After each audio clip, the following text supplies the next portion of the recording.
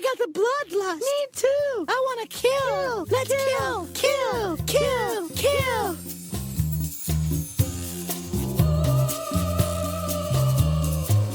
Hello, listeners, and welcome to The Bloodlust. This is your go-to podcast for classy broads talking horror. This is episode 233 of the program. Tonight, we are going to be talking about the movie that we talk about quite a lot on this show lately, The Snowtown Murders, also known as just Snowtown. Yep. Depends on what platform you look it up on. Yeah. It was released here as The Snowtown Murders, as in the US, but in Australia it was just released as Snowtown. My name's Amy, I'm your fearless leader, joined as always by my lovely and talented co-host, Jamie. Hello. Hi, bother me in the room again. Yes. Nice to have you. It's nice to be here. Great. We're going to play a little golf after this. We've been playing the 2K23 Tiger Woods golf. Yeah. Well, it's not Tiger Woods anymore. It's just golf. Well, no, but he's on the cover. But there is a big picture of him on the cover, making a face like he is about to poop. Or trying to poop. Maybe he is. Why Who would you knows? choose that picture? I don't Every time I load up the game, I think it. I don't know. Anyway. Like, he's still working on that. He's still trying to poop. After all this time. Eat some fiber, Tiger. Come on, it's not going to kill you. But that's not what we're talking about tonight. We are talking about a movie based on true events. Australia's worst serial killer, John Bunting. Yeah. A lot of you may not know about this case because you are American. And we usually focus on our own because we've got plenty. We sure do. Actually, Australia has more than its fair share. Some bad ones. Mm-hmm. Like this one. Yeah. So our roundtable tonight, what true crime case would you like to see made into a movie that hasn't already been made into a movie? Which is tough, because lots of them have already been made So many. into a movie. Especially now. Like, Yeah. It's all the rage. I mean, I think we could be okay with ones that have had documentaries made about them, and we would want something maybe fabricated Mm-hmm. to get a little more background, a Yes. little more insight. We could Yeah. choose those, because if you choose ones that don't even have documentaries, we'll never be able to think of one. It's true. So what would your choice be? Even though I don't remember all of the details super well, I think I would like to see the Hinterkaifeck Yeah, murders. Hinterkaifeck. Yes, which that happened in Germany, near Munich. And I just remember that being, from what I remember of it, like, it was just a really crazy story, and they still don't.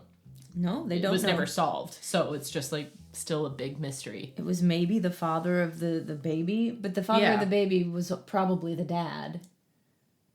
Yes. But the guy who maybe thought that the baby was his, it was maybe him, the love interest of the daughter, but that was the case where the whole family turned up dead and stuffed in their barn. Right, they were, like, and lured to the barn at some point. And we don't know what happened.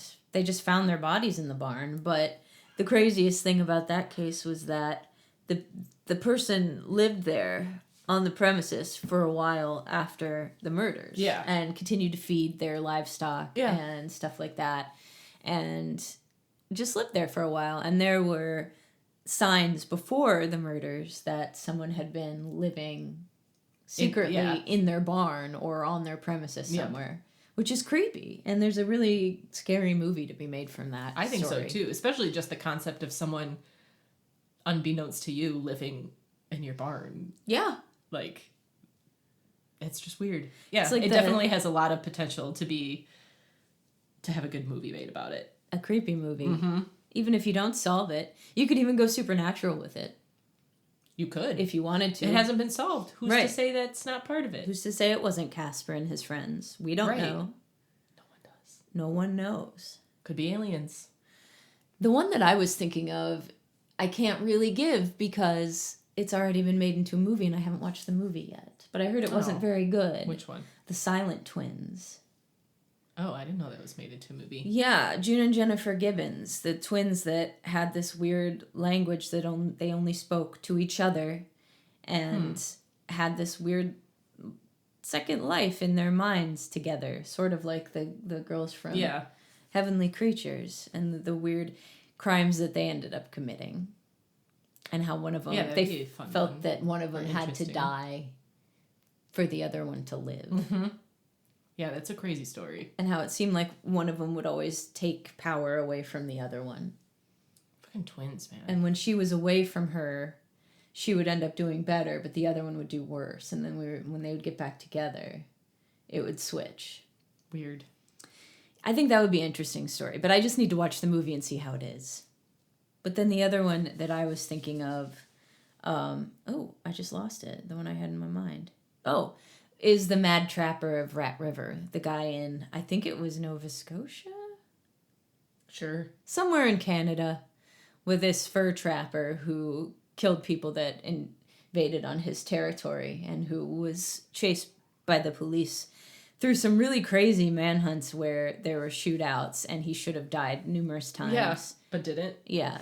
I think that would be a really interesting story. Probably from the point of view of the people trying to catch him, because he would have to still be an unknowable kind of figure, I think, to make it interesting. It would be good from that POV. Yeah. So, listeners, what are some murders or true crime cases that you would like to see made into a movie? There was one, I think they made it into a movie, though, already. This case where this guy, it was kind of a folie à deux kind of thing, again, where it was this couple and neither of them were, what was her name?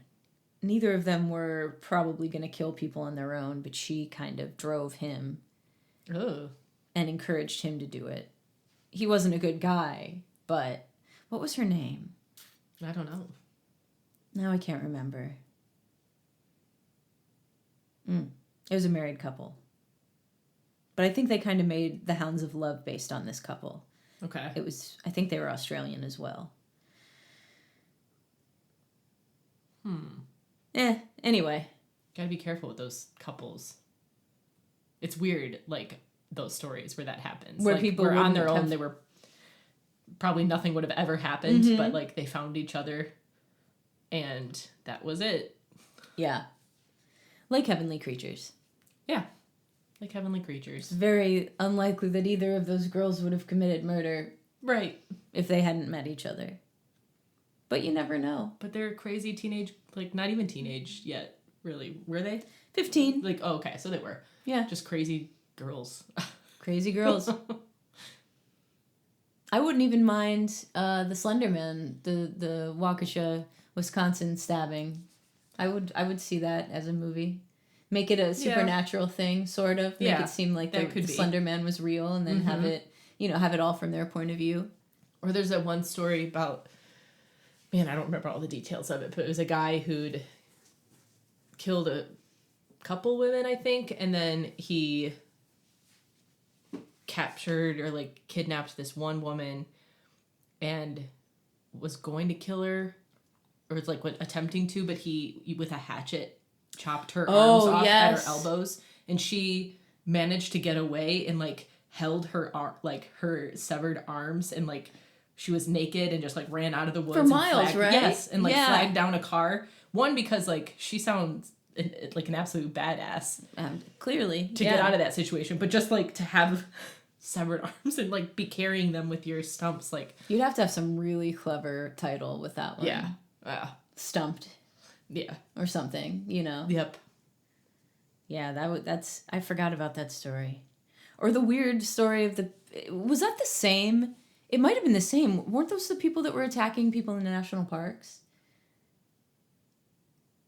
I don't know. I thought this one was just one guy. Okay. I thought there was like a weird couple that was attacking people with a hatchet in the national parks. I thought that was There's just the lady. A lot. There's too much to choose from because... Well, that's why SVU will go on forever. Yeah, forever. And Law and Order will go on forever. Yeah. Thank God. I know, right? We've been watching SVU to go to bed now. Yeah. Well, it's very soothing. I don't understand it. And then we were so, watching like, a couple of older formulaic movies. And cheesy and... Yeah, it follows all the right beats. Exactly. You're like, okay, well, I'm going to go to bed by the time the trial comes on. We watched a couple of movies recently that had a lot of rape in them, and Kay was giving me a hard time, and I was like, you literally fall asleep to SVU. Yeah. Sorry, I'm slapping my hand down on my leg for effect. Every night. For emphasis. And this is too rapey for you? Yeah. That's the way you self-soothe. We're all so weird. Why are we like this? Jesus. What is wrong with us? Women, what's wrong with us? Okay, listeners, we'd love to hear your true crime stories, the ones that intrigue you and you'd love to see dramatized. And who do you think would be good to make them? I'm sure your answer would probably be David Fincher. Without a doubt. Yeah. I would like to see something else that this guy does in that vein. Yeah. Because not to jump ahead too much, but I think he handles this subject matter really well. Yes. All right, well, let's get into it. Let me go get my coffee, because I forgot. Sorry, I didn't. Your old coffee? Yeah, I forgot that I had wake up juice. And go get that wake up juice. I'm going to get it. Because I was napping, and now I'm all like... I was napping. I was all nappy. All right, Jamie, can you see the stats? Yeah. Okay. Would you like to give us the stats, please, for the Snowtown Murders? No, but I will. I'm just Please kidding. do. I'd love to. Okay, so this is directed by Justin Kurzel. It's written by Sean Grant, based on the book by Debbie Marshall and Andrew McGarry, which I don't know that I knew it was based on a book, and now I want to read it. There's a couple of books, and I'm not sure, and I should have looked it up, whether those are two different books or it's just one book with two authors. I forgot to check. Well, that's all right. It stars Lucas Pittaway and Daniel Henschel. Daniel Henschel. Yeah. It's not rated, which is crazy. It's a runtime of 1 hour and 59 minutes. Premiered at Cannes Festival of May 16, 2011. Released in the U.S. March 2nd, 2012. On Rotten Tomatoes, it's got a 85% from critics and 66% fresh from audiences. Not surprising. No. This is a hard movie to like. It's a hard movie to watch. I don't think it's a hard movie to praise. No, I don't either. I mean, but I say that. We say that. We're the ones who are probably best suited to give it praise because it's in our wheelhouse. The kind of people who fall asleep to SVU are the kind of people who probably are going to be into this. I mean, I fell asleep to this. Yeah. Rewatching. Like a half an hour left. And then had just started it over today. So this movie is based on the true story of John Bunting. As I said, he is Australia's most prolific serial killer. He was charged with the murders of 11 people, although he probably murdered 12 at least. Yeah. They couldn't get him on the one lady's death, for sure. Here's something interesting. The screenwriter wrote an episode of Mindhunter. Oh. Not surprising. No, but I love that. Yeah. Yeah. Oh, Mindhunter. Oh, Mindhunter. Rest in peace. Fucking tragedy. Yeah, it's an American tragedy is what it is. But this movie, Jamie. But this movie. Yeah. So watching it again. Yeah. What were your thoughts? Did you have new kind of... I don't know that I had necessarily any new revelations or thoughts about it, but more just like emphasis on thoughts I probably had when I first watched it. I think I texted you when I started it again, just being like, this movie has not in any way lost any of its like intensity or the feelings that you feel when you're watching it. And I've rewatched it probably 3 times total, but it had been a while since I have. And you would think we'd be desensitized because we've been desensitized from so many things, and so many things don't have the impact. Like we rewatched Martyrs Martyrs, too long ago. And I can rewatch that, no problem. Yeah. I rewatched Requiem for a Dream multiple times. Well, that is just insane. I know, it is. I get that. This movie, it is... We were talking about it a little bit before we started recording, but it's just so insanely realistic. And the guy, what's his name? Henschel? Yeah. What was his first name?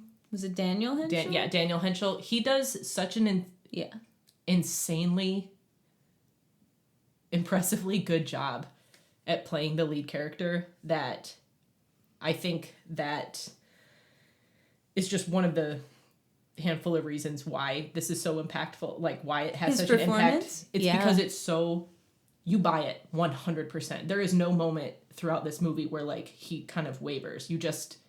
He is that guy. He is John Bunting throughout this. And there's a couple scenes, and there's one in particular that are just very upsetting. And I say that as someone who loves these types of movies, not because like, oh my God, I love this subject matter, like give me more. I like something that is so realistic that it's heavy and it sits with you and it just makes you like feel a certain way. In this movie, it just does it. Like the realism is so insane. You just feel like you're there as all this stuff is happening and you're just like kind of watching from the sidelines. You're watching and not doing anything about it, just like the main character. Exactly. And I think I've stood up for him in the past, being like, in terms of that main character's the actor who plays him. Yeah, we've talked about that. Yeah. And I see what you mean. Like, he is very sort of ineffectual. Like, he's blank. He's very blank. And I think that's partly purposefully done, just because the whole movie, like, the whole beginning part up until maybe, like, the last 30 minutes or so, like, he is 100% just being groomed. Yeah. And he lives in a shitty situation. Like, he has shitty stuff happening to him. And then this, like, man comes into his family's life and he, like, looks up to him. Suddenly he has meals cooked. Yeah. He gets to go and see a house that's not a wreck. Yeah. You know, he cares about them. He asks them how school was. He does all that for them. And this is to a kid that doesn't have any options. That's basically, like, crying out for a father figure. This guy came in and was everything that he needed. Yep. And so I always felt that it was just kind of believable that that's how he would be, just sort of blank and not really any personality, because he's just, that's why he was so easily able to be swept up into it. Yeah. And led into something. That being said, I also feel like it would be almost virtually impossible for anyone in that role to sort of stand out in any sort of way next to him, next to the other guy, because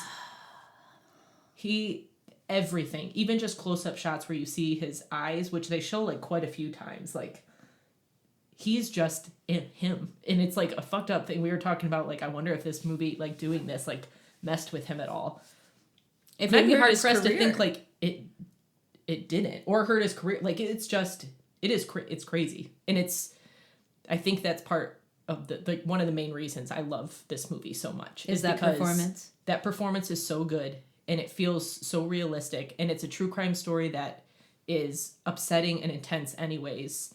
And the fact that they made it, that I think they did just such a stellar job at just redoing all that. They didn't try to, like, put too much emphasis on something or, like, dress something up or, like, add their own spin on things. It was really just kind of like, here's what happened. It looks dirty. It looks like you feel the, like, poverty of where they're living. Looks like it smells like cigarette smoke. Everyone just sits around and stares at nothing and smokes. It's like you can feel the lack of opportunity that these people have, and everything looks so downtrodden, and the people all look so haggard. And there's just, like, no feeling of hope. You feel their lack of opportunity and options, and they do such a great job of setting that scene. It reminds me of other movies, like, it reminded me of Boys Don't Cry in that way. Mm-hmm. That was a really good, very realistic depiction of people that are on the lower class end of things. Yeah. You know, that one, maybe Henry Portrait of a Serial Killer, which I think is the movie that I would most closely compare. Yeah, I can see that for Although that one is strictly a portrait of that guy and a moment in his life, where this one is more of telling an overarching story of a progression. Yeah. But everyone in it is just so good. And even scenes that aren't, like, no one's being actively killed or, like, tortured, like, you feel it. There's, like, a heaviness, a dread that hangs over it. Like, there's one scene where the John Bunting character is, like, sitting on a couch in this woman's house. Oh, where she undresses in front of him? Yeah, and he's, like, eating a sandwich, and he's, like, got crumbs on his shirt, and he's just got this look on his face, and she, like, undresses in front of him, and it is such an uncomfortable, upsetting scene, and really, like, not much is happening. Well, you know what the guy's capable of by that point. Right, but it just feels, that's the whole thing, like, it's just got this charge throughout it where everything is, you're just waiting for it, like. Yeah, well, it's like giving you a taste of what it would be like to live with an abusive person, I think. Yeah. Someone volatile, where it's like, if their mood is good, you're fine, you're golden. And when their light shines on good, you, you're just like, but that's for them. Well, yeah. Compared to the rest of their life, where Yeah. everybody just lives to take advantage of them. Not that that's not what he was doing, but it's like when that guy's intensity shines on you, you're something. Right. Yeah. And if it turns on you, then you're dead. You're probably gonna die. I think the thing that struck me, I did have that issue with the lead character's performance, the character of Jamie. Mm-hmm. Jamie. Yeah. Hadn't thought of that. So in case you don't know the setup of the movie, which I probably should have explained a little bit better. So it's about John, but it takes place through the eyes of this kid, Jamie, who's like 16 years old, or maybe a little younger when events of the movie start. Because he lives with him for like, I don't know, 8 years or something. Yeah. But you get the story through him, and John Bunting starts dating his mom, and he has an older brother and then 2 younger brothers, and he's been raped by his older brother, which is one of the few scenes in the movie one of the few violent acts in the movie that's actually shown. Mm-hmm. That's the other interesting thing about this movie, is that even though it's about these 12 murders, they don't show very much violence on screen at all. It's all the implication. Yeah, there's really like... There's two violent scenes. 2 violent scenes, but you see like 3... Well, you see 2 like bloodied up people in a bathtub. Yes. Like 2 different ones. And then that plus the rape scene are like the 3 probably most violent scenes you see, but shit, you feel it like through the whole thing. Yeah, the threat of violence is always there. Yeah. His performance didn't bother me as much this time, Jamie's performance, because of that. Because of what we talked about, and the fact that he's such an empty vessel waiting for some kind of guidance, that it made more sense. But I couldn't help but think, sometimes throughout it, when they did lingering close-ups, and they did the close-ups, it would come after one of John, where you got so much out of just the look on his face. Right. And then they would go to Jamie, and you got nothing. And I couldn't help but think, like, if they had an equally talented actor, what else could they have conveyed there? More helplessness, more whatever. Maybe, but maybe he's just blank. Like, he just doesn't have anything. Like, and that's another possibility, because something that I learned about this case is that John Bunting, I mean, he didn't kill these people alone. No, he was charismatic and got people to do it with him. To join him. And to help him clean up. Out. Yeah. There were 2 guys other than him, besides Jamie, that were also prosecuted. Yeah. Mark Boynton or something like that. Yeah. And the guy whose wife they killed. Yeah. They also did the stuff. And I don't remember where I was going with that part. I don't know.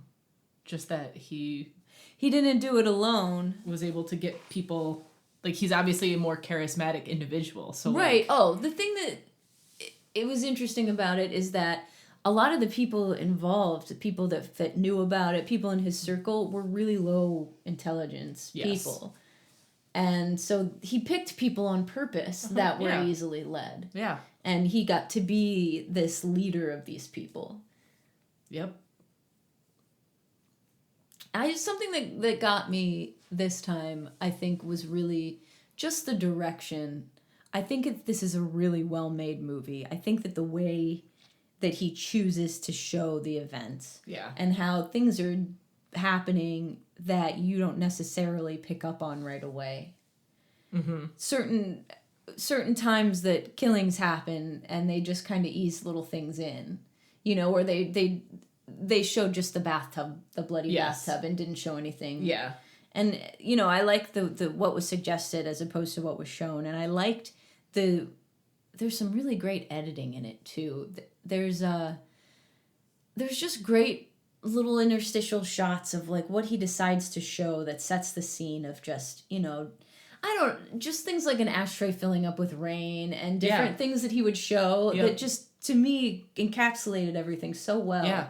Because I think the screenplay of this is really good. Although it's funny, with their Australian accents, we had to put the captions on for some of it. Oh, really? Yeah.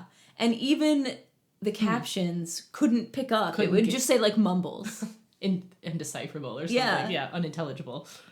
So it was, some of it was hard to follow, but I think that the screenplay is very good. Yeah. Really sharp and really incisive. Yep. But I think even more so, what he chose to show and when is just really masterfully done. This, to me, is one of the best crime movies that I can think of. It's right up there with Henry Portrait of a Serial Killer. Just as difficult to watch. Yeah, it's some folks would probably call it a stretch calling it horror.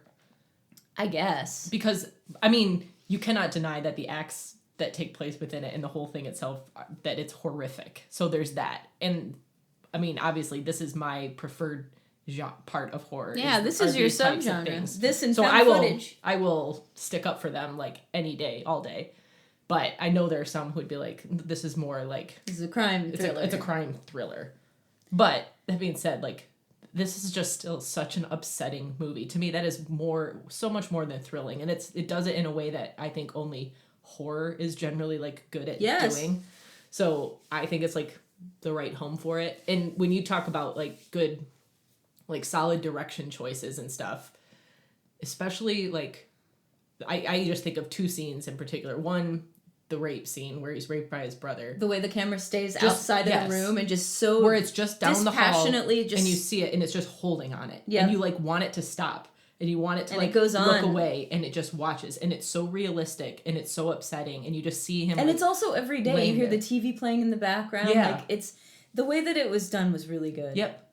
And then the later scene, which we've talked about multiple times, with that same character, the brother who rapes Jamie, getting his comeuppance. Like, I also think it was really smart that think about those are the two real prolonged acts of violence in the movie. Yep. It's showing you or trying to make the point almost the same way that Irreversible did. Yeah. Where regardless of what somebody does, nothing deserves to suffer like that. Right. And the suffering that you see in that scene in the bathtub where the character of Troy, the brother, is being killed. Like, that, I don't know that I've ever seen something so realistically effective in a movie. Yeah. And, like, even Martyrs, which is just intense and it's horrible and it's rough, but, like, this is, you're watching it and your brain is, like, pleading for it to be done. Like, just fucking kill this guy. And we haven't really said it, but, like, what he does is John Bunting, like, has one of his, helpers, his henchmen, like, strangling Troy. And his face is all bloody. You can tell he's already had, like, his toenail ripped off and plus a bunch of other stuff. So you already see he's been through the ringer, but, like, they're strangling him. And John Bunting is, like, right in front of him, looking right in his eyes, and he'll tell the guy, like, stop, like, right before he's about to pass out. And then he, like, comes to, and then he has him do it again. And this, you, like, it happens just 8 times at least. Twice, and then you're like, okay, it's gonna be done. No, it keeps going, and it is so fucking, it's just so gnarly. It's so upsetting. It's such an upsetting scene, but it is largely because how it's filmed and how it's shown and is super realistic. Perspective. And how you're watching it, and that actor playing John Bunting, like, you 100% believe that he is just that he is enjoying watching. He's getting a thrill out of watching. He is enjoying looking in this guy's eyes and watching it slowly just start to dwindle.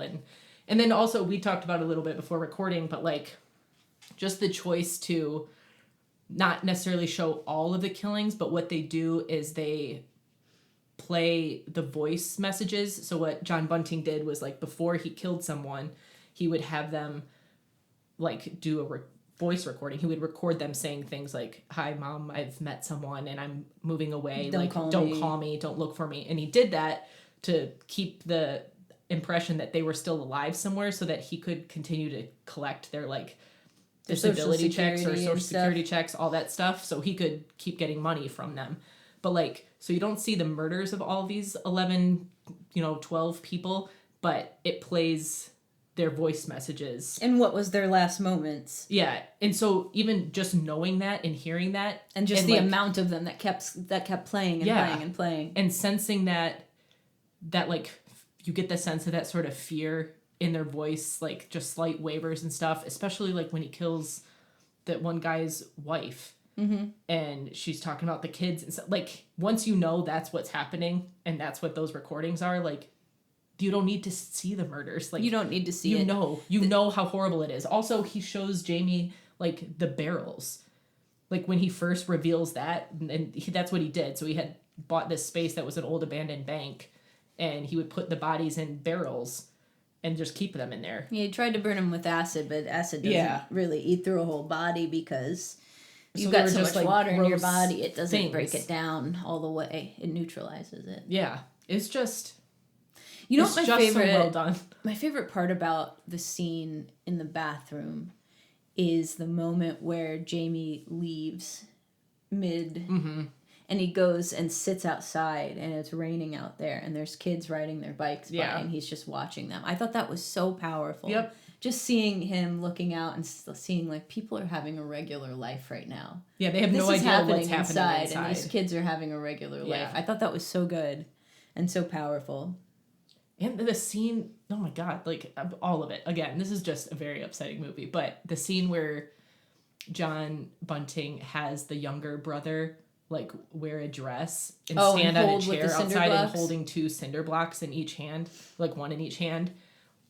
And he's, like, the brother, he's, like, obviously got some, like, mental issues or something. Or he might just be the weakest one, you know? But I think there were a couple scenes early on... that showed that he was. And I think from the actual story of it, he was.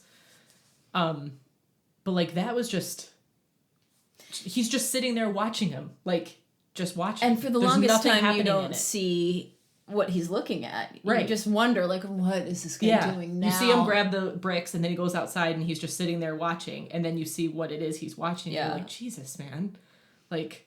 Well, that's what abusers do, though. I mean, people like that. Yeah. They'll have one... It'll often be one child that gets the brunt of it until that child is whatever. Yep. You know, in this case, they sent that kid away. Yeah, the mom eventually did, which those... the one good thing she did. Yeah. Well, you just see that woman was broken from the beginning of the movie. Well, she was, but... Heartbreaks she had happened before the movie, and she was just tired and done. Yeah. But she also still knew what was going on. She knew what was going on. And to have to hear from your kid, don't fuck this up, Mom, after she finds out that he has killed somebody. And we should talk about the reasons why... he kills, too. Oh, yeah. So he doesn't like gay people. He calls everybody a pedophile. He doesn't want gays in school. They have a gay friend who... Yeah, he's like the first one. One of the first ones to go. Who he gets him to name names of all the gay men in town and says that they're all child diddlers and... Yeah. And that's how he gets this big list. Does that. He has like a Charlie style board with pins and strings and... Yeah, he doesn't like gay people. He doesn't like fat people. Right. He doesn't like slow people. Like mentally... That one poor kid with the snake. That one was hard. One, because I love the snakes. But that was another but like thing. This passionate way they're watching the snake eat the mouse was so smart. I think it was... Well, and the snake and the mouse in general. Just showing that, like, how the snake was so still and just looking at it, and then it just, like, snapped and got it. Like, it is a very well done movie. Very I don't think it gets made. nearly... Well, I think it's probably because it's so hard to watch. Yeah, it's got to be it. Because this is... I will say it's probably one of the, like, most well done movies I've seen, like, of this sort of subject matter. It's definitely, it's in the... If not the best. Yeah. There are very few, I think, that rival it. Yeah, we were talking a little bit about that scene with Barry. Like, it never really says if he's gay or anything. He obviously dresses, like, somewhat like a feminine. woman. Yeah, so, like, he's sitting there at the dinner table with them. Like, not with the family, but with John and, like, his helper guys and Jamie. And he's telling them... he's telling him like who all these people are. And I noticed this time, this part is like, as he's talking, John's like writing down the names, and he starts to talk about the other guy, and John's like, wait. And then you just like, you sense it. Like, again, that guy's face, his acting in this is like absolutely unreal. You just kind of feel it, like a chill, like, okay, you got to listen to this guy. And then he doesn't even say like, go ahead. He just looks up at him. And then that's how he knew, like, okay, keep going. Like, talk about the rest of them. Well, and then when he's done, he was in control of everything. Yeah. And then when he's done, the camera view like shoots for like it changes, so you're seeing Barry sitting at the table from behind, and John like gets up, takes his plates away from him, and then just kind of stands there and then walks away, and then it ends, but you know exactly like what's happening at that point. Which and then, is the case with so much of the violence in this movie. And then shortly after that you hear the voiceover of the recording of Barry saying like, I've gone on a trip, and I don't know if I'm coming back, sort of thing. And it's just, it's intense. It's neat that they chose to do it that way, because like so many of the people involved in this, because you're not going to tell me that those people that sat around at the dinner table and heard him talking and who he egged on to talk about, and what would you do if somebody hurt your kids? You're not going to tell me that those people didn't have an idea of what was going on. And so, like the people in his circle, we sit around and watch, and we might not see what happens, but we know what's going on, just like they did. Yep. Which is such a smart way to do it. It is. It's just very effective. And there's a reason why, like, I am someone who should be largely numb to this sort of thing, because I love these types of movies. This is my jam. And this one, even after all this time, like, watching it that first rewatch, like, it was like a gut punch. Yeah. And that just shows, like, the acting is great, the directing is great, the screenplay is great. Like, it is just a very well done movie. All around. But yeah, I guess I could easily see how it's not as talked about or popular, because the subject matter and watching it, you have to be able to handle that kind of movie, I guess. And it's going to make you feel bad. You know, it's definitely going to make you feel bad. Maybe part of the reason is because of the complicity you feel watching it. Yeah. That it makes you feel bad. It's almost like I watched this and I didn't do anything. Yeah. In a way. And you like, or you feel the urge to look away. You just want the camera anything. To look away too. Like, you want the camera, especially, like we said, very few violent scenes shown, but the ones that are, you want it to stop. Like, you don't want to see it anymore, and it just lingers on it. And not in a gratuitous way, not in a like, no, we're going to, in a way that shows how horrific these events actually were. Right. And that's the thing is that, you know, despite this being a true story, I don't think it was especially exploitative. I think that they made, other than John Bunting, everybody's characters pretty realistic. And they're just like everyday. I mean, they're people. not relatable necessarily to us, but they're realistic people that you would see that would live in a town like this. Like, they have the amount of options. Again, everyone just looks downtrodden, poor, you know, like everybody but John smokes in the whole movie. Yeah. And it's interesting that he doesn't.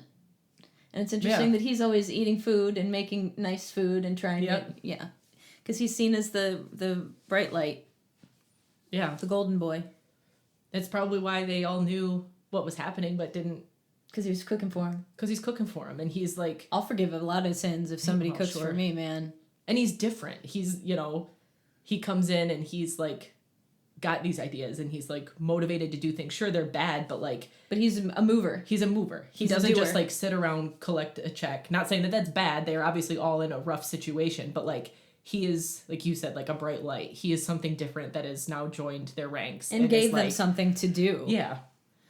I think it's interesting that the movie didn't point out anything about him being a slaughterhouse worker. Right. Because I thought that was a very telling job for him to have, and how much he enjoyed it, and how he did that for a long time. Because I don't understand how somebody does that as their job every day and doesn't get affected by that. Yeah. I think... And I wonder about the kind of people that are attracted to jobs like that. I think it's kind of smart that they didn't, and maybe even more effective, because it makes him seem almost more evil. Like, knowing that or showing that, you'd be like, okay, well, maybe that's just affected him to a point where, like... They also didn't talk about the fact that he had been molested. Right. This way is just a weird sort of, like, you're dropped in it in the moment where, like, he joins... I like, guess you don't want to know anything in. more than Jamie knows, because Jamie's our... Right. Our yeah, he placeholder. doesn't know, like, the background, I guess. And he just comes in and just wins everybody over, and then... But knowing more about it, thing. It gives you much more of an insight into why he was like that. Like that conversation he has with Jamie about, did you like getting fucked, or do you like getting fucked? The way he handles himself in that scene and what he talks about, it just shows how his whole personality was shaped. Yeah. That's what I'm talking about with the screenplay. Yeah. That was good. Yep. Yeah, it was. Listeners, we like this movie. That's what we're trying to say. Yeah, I'd go so far as to say I love this movie. It's not happy subject matter. It's not one to watch with the kids or with the family necessarily. This is adults only. This is adults only type movie. Can't stress that enough. I think it is a very impressive movie if you think you can handle what's happening in it. If you liked Henry Portrait of a Serial Killer, if you liked Boys Don't Cry, if you liked Mindhunter, Zodiac, things like that. Yeah. What's that one with prisoners? Is that what it's called? Jake Gyllenhaal? Yeah. And Hugh Jackman. Like, that's a good movie, too. That's pretty intense in some parts. There was another Australian movie that's similar to this. Nocturnal Animals? Oh, I don't know that one. It came out in maybe like 2010. That would be another one. Okay. Henry Portrait of a Serial Killer. Did I say that one already? Yes. If you enjoy those kind of movies, if you're into true crime, if you're into character studies about psychotic people and very magnetic people and the damage that they can do to other people, or, downtrodden communities and what goes on there. It also made me think a little bit of Red Rocket, which came out, that Simon Rex movie that came out last year. Oh, okay. Just the same kind of neighborhood. That one was in, I think, Orlando or something, but it was the same kind of hood. Yeah. And, people with nothing to do all day but smoke crack and drink. And it's just a movie that leaves you feeling dirty and, like, shitty. Yeah. So if that doesn't do anything for you, if that doesn't... I don't know how that doesn't make you want to watch it right away, I don't know what will. I can't help you. But good God, that lead actor. Like, what a performance. Yeah, that's so another... I mean, if you want to see a good performance, a really solid, really magnetic performance. And absolutely 100% believable and realistic. The only other performance I can think of that gives me the same kind of, like, fear of a guy is Dennis Hopper in Blue Velvet. But even that character was less manipulative and more just, like, outright threatening. Yeah. This is more of a quiet kind of, almost scarier. But you can just see it even in the actor's face. Like, there's always something happening, like, behind his eyes. Like, like I said, like, they do a lot of close-ups of his face and his eyes. Like, he just embodies that character in such an upsetting but impressive way. Yeah. And then we haven't seen him in anything except for Babadook, where he's just part a tiny as the boyfriend. Tiny little character. Yeah. Maybe he does more in Australian. Yeah, he might. Movies and stuff. Also, the guy who made this, he hasn't made nothing that I'd want to see. No? No, he's made some, like, bigger budget kind of things. Just a one-off, maybe? I don't know, but I think it's an impressive one-off. Very worth watching, especially if you are interested in true crime. Yeah. I think that you would really enjoy this. Yep. Maybe not enjoy isn't the right word. Enjoy is hard. Although, I was really afraid to have Kay watch this, and I warned her and said, maybe you don't want to watch this one. Mm-hmm. But it didn't seem like she was that upset by it. So well, that's good. Maybe, I don't know.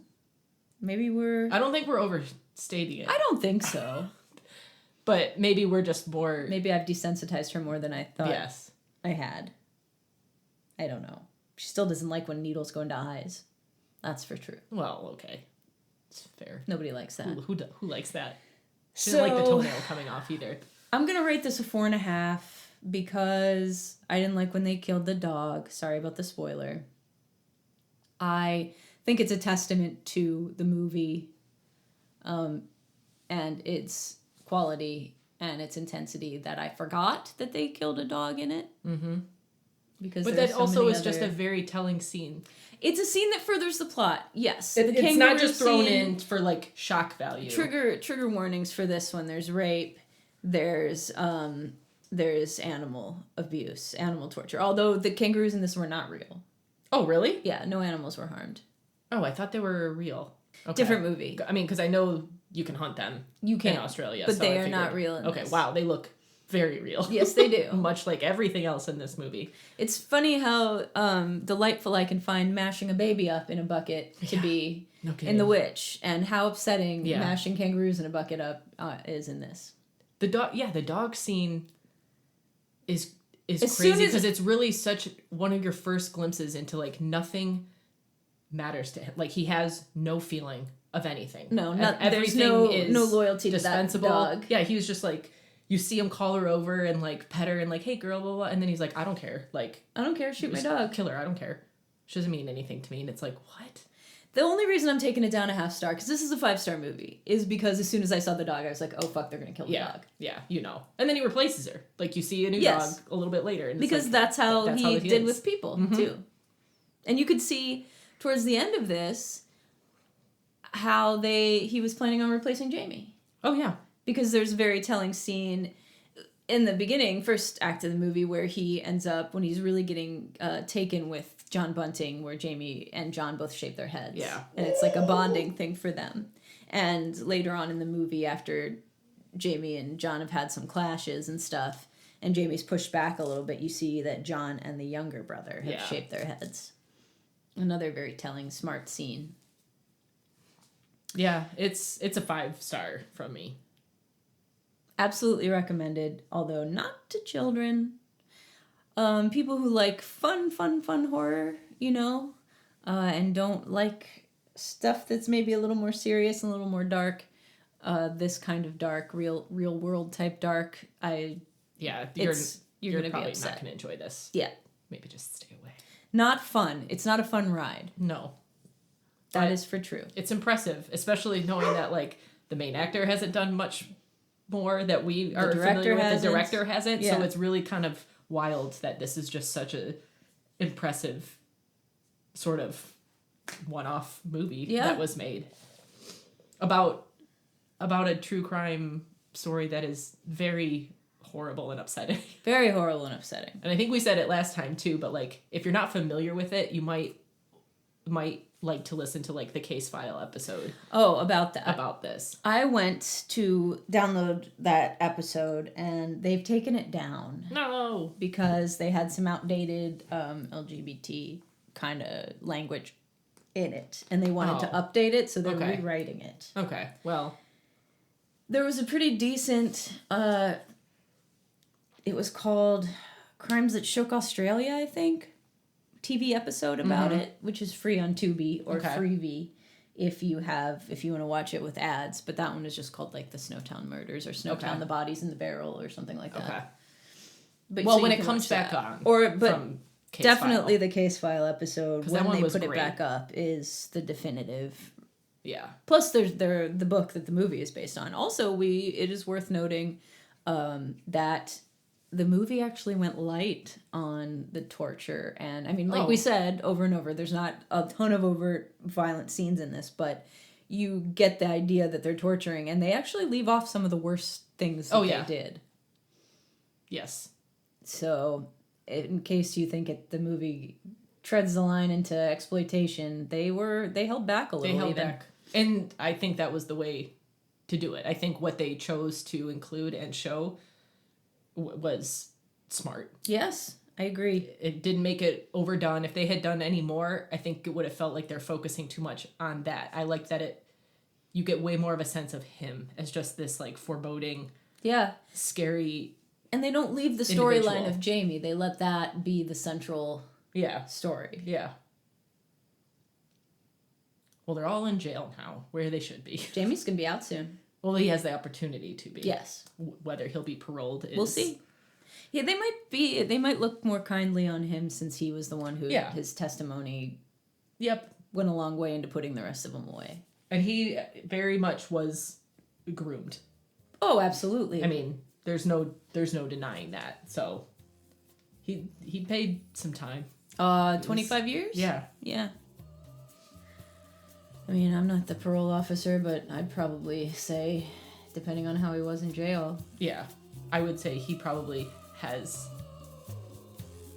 like, there's probably a good chance he's not going to offend in the same kind not like of way John again. Bunting. No, that guy, he's got to stay there forever. He should never get out. Ever, ever, ever, ever, ever.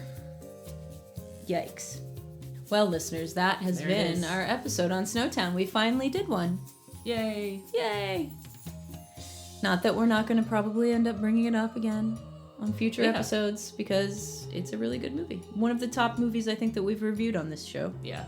I would say. It's one of my favorites, which is so weird to say because, again, it's an upsetting movie. I can't get behind you watching Requiem for a Dream for fun, but I guess I can get this one a little bit more.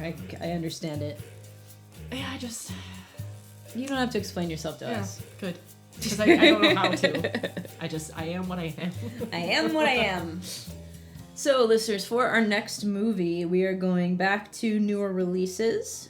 This is a movie that has been compared to People Under the Stairs, which we recently, not too long ago, went back and watched and reviewed for you. We're going to be reviewing Cobweb. This movie stars Lizzie Kaplan from Party Down. Oh, yay. Yeah. And the little boy from The Demeter. The little boy with the cute head and curls. Cute. Yep. That little boy. Oh. You can rent this on VOD now. It might still be in some theaters, like if you have a drive-in, it might be the drive-in, but probably you're gonna have to rent it. I think it was $4.99 when I rented it, maybe $6.99, I can't remember. But not bad. Okay. Cool. I'm excited.